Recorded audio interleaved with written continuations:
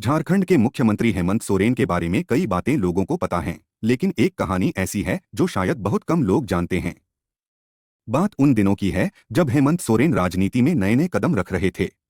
एक रात जब वह अपने घर पर थे, अचानक उनका फोन बजा।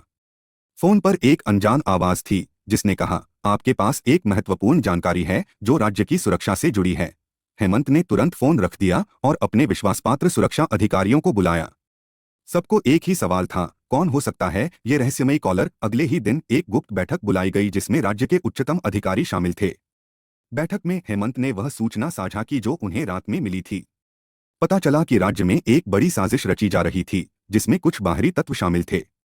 इस बीच हेमंत ने अपने सूत्रों से जानकारी जुटाना शुरू किया।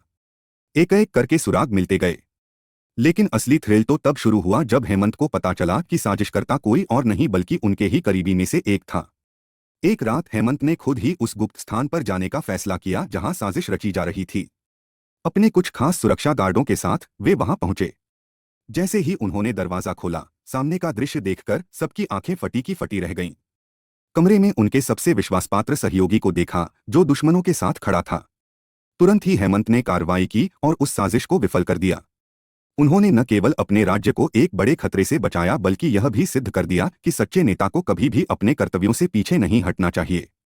यह घटना हेमंत सोरेन के जीवन का एक महत्वपूर्ण हिस्सा बन गई जिसे बहुत कम लोग जानते हैं। इसने उनकी नेतृत्व क्षमता और साहस को साबित कर दिया।